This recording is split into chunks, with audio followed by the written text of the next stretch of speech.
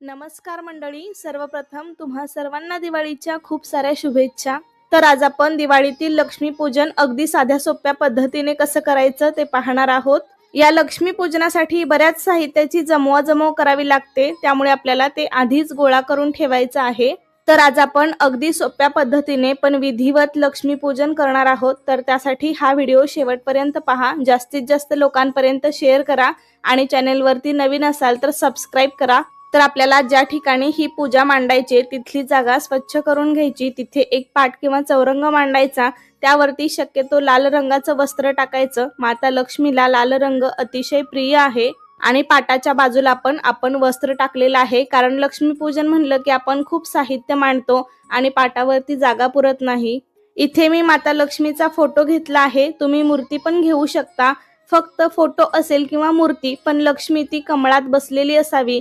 उभ्या लक्ष्मीचा फोटो शक्यतो नसावा, लक्ष्मी बसलेलीच असावी, कारण आपण लक्ष्मी स्थिर राहण्यासाठी हे सर्व काही करत असतो. त्यानंतर बाजूला 2 समई पण ठेवायच्या तेलवाती घालून, कारण लक्ष्मी पूजनात समईचा पण एक मान असतो. पण मी समई शेवटी प्रज्वलित करणार आहे, कारण पूजा करताना आपला हात वगैरे लागू शकतो. त्यानंतर एक फूल शुद्ध पाण्यामध्ये बुडवून आपल्याला सर्व पूजेच्या साहित्यावर, पूजेच्या जागेवरती आणि आपल्या आसनावरती पण शिंपडायचं आहे. त्यामुळे सर्व साहित्याची आणि त्या जागेची शुद्धी होते. त्यानंतर आपल्याला आचमन करायचं आहे. डाव्या हाताने उजव्या हातामध्ये पळीभर पाणी घेऊन ते प्यायचं आहे. ओम केशवाय नमः. दुसऱ्या वेळेस ही पळीभर पाणी घेऊन ते प्यायचं आहे. ओम नारायणाय नमः. आणि तिसऱ्या वेळेस ही पळीभर पाणी घेऊन ते प्यायचं आहे. ओम माधवाय नमः. आणि चौथ्या वेळेस उजव्या हातावरून पाणी खाली ताम्हणामध्ये सोडायचं आहे. ओम गोविंदाय नमः. ओम विष्णवे नमः. आचमन केल्यामुळे आपल्या मनाची आणि शरीराची शुद्धी होते आणि आपली पूजा चांगली होते, त्यामुळे आचमन करावं. तर इथे मी लक्ष्मीच्या उजव्या बाजूला तांदळाने एक स्वस्तिक काढून घेतला आहे. त्यावरती हळदी कुंकू वाहून आपण कलश स्थापना करून घेणार आहोत. तुम्ही स्वस्तिक ऐवजी तांदळाने अष्टदल कमळ काढू शकता किंवा तांदळाची रास पण घालू शकता. तर ह्या कलशामध्ये आपल्याला 80% स्वच्छ पाणी भरून घ्यायचं आहे. कलशामध्ये आपल्याला हळदी कुंकू, अक्षता, एक सुपारी, नाणं आणि एक फूल टाकायचं आहे.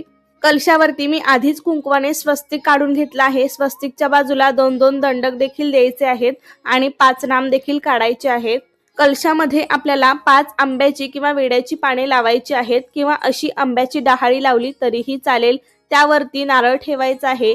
नारळाची शेंडी वरती येईल अशा पद्धतीने नारळ ठेवावा. तर पूजेला सुरुवात करण्यापूर्वी आपल्याला एक दिवा लावून घ्यायचा आहे. या पूजेमध्ये एकतरी दिवा अखंड असावा, शुद्ध तुपाचा असावा. दिवा प्रज्वलित करून घ्यायचा. दिव्याची हळदी कुंकू, अक्षता, फुलं वाहून पूजा करायची, नमस्कार करायचा. अग्नीच्या साक्षीने आपण पूजेला सुरुवात करणार आहोत, त्यामुळे दिव्याला प्रार्थना करायची की हे अग्निदेवता, माझी पूजा होईपर्यंत असंच शांत तेवत राहा आणि त्यानंतर पूजेला सुरुवात करावी. तर इथे लक्ष्मी मातेसमोरच मी 4 अशी जोडविड्याची पाने ठेवली आहेत. त्यावरती आपल्याला थोडेसे तांदूळ ठेवायचे आहेत. त्यावरती हळदी कुंकू वाहायचं आहे. या ठिकाणी आपण काही देवतांची स्थापना करणार आहोत. कोणतीही पूजा गणपती बाप्पांशिवाय अपूर्ण आहे, त्यामुळे सर्वात आधी आपल्याला आपल्या देव्हाऱ्यातील गणेश मूर्ती घ्यायची आहे. त्यावरती स्वच्छ पाण्याने, पंचामृताने पुन्हा एकदा पाण्याने अभिषेक करायचा आहे. वक्रतुंड महाकाय सूर्यकोटी समप्रभ निर्विघ्नं कुरु मे देव सर्व कार्येषु सर्वदा श्री गणेशाय नमः. अभिषेक करताना असा एखादा गणपतीचा मंत्र किंवा श्लोक म्हणायचा. मूर्ती स्वच्छ पुसून आपल्याला विड्याच्या पानावरती स्थापन करायची आहे. त्यानंतर ताम्हणामध्ये मी श्रीयंत्र घेतला आहे. श्रीयंत्रामध्ये अष्टलक्ष्मी वास करते. भगवान विष्णू आणि माता लक्ष्मीचं आसन आहे श्रीयंत्र. तुमच्याकडे श्रीयंत्र नसेल तर तुम्ही देवाऱ्यातील महालक्ष्मीची मूर्ती पण घेऊ शकता, किंवा महालक्ष्मीचं प्रतीक म्हणून सुपारी पण घेऊ शकता. यावर अभिषेक करताना सर्व मंगल मांगल्ये शिवे सर्वार्थ साधिके शरण्ये त्र्यंबके गौरी नारायणी नमोस्तुते, हा महालक्ष्मीचा आपल्याला एखादा मंत्र म्हणायचा आहे. त्यामुळे माता लक्ष्मी प्रसन्न होते. त्याबरोबरच या लक्ष्मी पूजना दिवशी माता लक्ष्मी बरोबरच धनाची देवता कुबेराची पण पूजा केली जाते. तुमच्याकडे कुबेराची मूर्ती असेल तर ती घेऊ शकता, किंवा कुबेर यंत्र पण घेऊ शकता.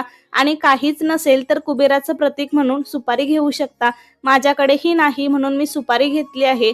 ओम श्री कुबेराय नमः हा मंत्र म्हणून कुबेर देवांना स्नान घालायचे आणि त्यांची स्थापना त्यांच्या जागेवर करून घ्यायची. त्यानंतर मी इथे सर्व देवांची म्हणून एक सुपारी घेतली आहे. काही जण म्हणतात सर्व देव पूजेमध्ये मांडावे का, किंवा काही जण म्हणतात कुलदेवतेचा टाक ठेवावा का. त्याऐवजी आपण सर्व देवांची मिळून एक सुपारी घेऊन त्यावरती अभिषेक करायचा आहे. यावेळी तुम्ही तुमच्या कुलदेवतेचं स्मरण करू शकता. आपण सर्व देवांना स्वच्छ स्नान घालून घेतले आहे. त्यानंतर आपण सर्व देवांची पूजा करूया. पण आपले प्रथम पूजनीय गणपती बाप्पांची सर्वात आधी आपल्याला पूजा करायची आहे. गणपती बाप्पांना चंदन, हळदी कुंकू, अक्षता, फूल अर्पण करायचं आहे. ओम श्री गणेशाय नमः. त्यानंतर श्रीयंत्राची पूजा करायची. श्रीयंत्रावरती हळदी कुंकू, अक्षता, फूल वाहायचं. ओम श्री महालक्ष्मी नमः. अशा प्रकारे प्रत्येक देवतेचे नामस्मरण करत आपल्याला ही पूजा करायची आहे. तर मी सर्व देवांना हळदी कुंकू, अक्षता, एक एक फूल अर्पण केलं आणि त्यानंतर मी सर्व देवांना कापसाचे वस्त्र घालणार आहे. महालक्ष्मीला लाल पिवळा धागा मिळतो, त्याचे वस्त्र तुम्ही घालू शकता. त्यानंतर या पूजेतील सर्वात महत्वाची देवता माता लक्ष्मी, आपल्याला लक्ष्मीची देखील पूजा करून घ्यायची आहे. लक्ष्मीला हळदी कुंकू, अक्षता, फूल अर्पण करायचं आहे. शक्यतो या दिवशी माता लक्ष्मीला एक लाल रंगाचं फूल नक्की अर्पण करा, कारण माता लक्ष्मीला लाल रंग खूप प्रिय आहे. तसेच फुलांचा हार देखील आपल्याला घालायचा आहे. त्यानंतर आपण कलश पूजन करून घेणार आहोत. कलशाला हळदी कुंकू, अक्षता, फूल अर्पण करायचं. ओम श्री कलश देवताभ्यो नमः. या दिवशी धान्यांच्या राशीची पण पूजा केली जाते. तर खाली थोड्या अक्षता ठेवून त्यावरती हळदी कुंकू वाहून इथे मी 5 बोळकी भरून घेतली आहेत. कोणी 5 घेतं तर कोणी 7 घेतं. इथे मी काही बोळकी धान्यांनी भरून घेतली आहेत, काही लाह्या बत्तासे भरून घेतले आहेत आणि एकामध्ये नाणी भरून घेतली आहे. दिवाळीच्या दिवसांमध्ये तुम्हाला असे सजवलेले कलश बाजारामध्ये सहज मिळतात, ते तुम्ही घेऊ शकता. तसेच या दिवशी आपल्याकडे जे काही सोन्या चांदीचे दागिने असतील त्यांची पण पूजा केली जाते, तर ते देखील आपल्याला पूजेमध्ये मांडायचे आहेत. तसेच या पूजेमधील सर्वात महत्वाची वस्तू म्हणजे केरसुणी. ती सुद्धा आपण इथे छोटी मोठी कोणती का असेना, मात्र या दिवशी आपल्याला नवीन केरसुणीची पूजा करायचीच आहे. त्यानंतर माता लक्ष्मी समोर आपल्याला एक जोड पानाचा विडा ठेवायचा आहे. जोड पानावरती खारीक, खोबरं, हळकुंड, बदाम, सुपारी एवढं साहित्य मी ठेवलेलं आहे. तसेच या दिवशी पैशांची पण पूजा केली जाते, त्यामुळे अगदी 10 रुपयापासून ते तुम्ही कितीही रुपयांपर्यंत रक्कम या पूजेमध्ये ठेवू शकता. तसेच या पूजेत धन्यांना देखील खूप मान असतो, त्यामुळे एका वाटीमध्ये आपल्याला थोडेसे धणे भरून ठेवायचे आहेत. त्याबरोबरच फळे पण ठेवायची आहेत. तुम्ही कोणत्याही 5 प्रकारची फळं ठेवू शकता किंवा एकच फळ 5 ठेवू शकता. त्याबरोबरच आपले पासबुक, वर्षभराची हिशोबाची डायरी अशा गोष्टी पण आपण या पूजेमध्ये मांडू शकतो. आपण जो विडा मांडला आहे त्यावरती हळदी कुंकू, अक्षता, फूल वाहायचं. त्याबरोबरच ज्या गोष्टी आपण या पूजेमध्ये मांडलेल्या आहेत त्या सर्वांची पण आपल्याला हळदी कुंकू, अक्षता, फुलं वाहून पूजा करायची आहे. जे आपण धणे घेतले होते, धण्याची पण या दिवशी पूजा करणं गरजेचं आहे. पूजा झाल्यावर पूजेसमोर रांगोळी काढायची आहे. तुम्हाला जे काही सजावटीच्या पंत्या किंवा जे काही दिवे लावायचे असतील ते तुम्ही लावून घेऊ शकता. शेवटी आपण ज्या समयी ठेवल्या होत्या त्या देखील आपल्याला प्रज्वलित करून घ्यायच्या आहेत. आणि सर्व पूजा झाल्यावर शेवटी धूप दीप ओवाळायचा आहे. त्यानंतर आरती करायची आहे. सर्वात आधी गणपती बाप्पांची आरती, त्यानंतर महालक्ष्मीची आरती म्हणायची आहे.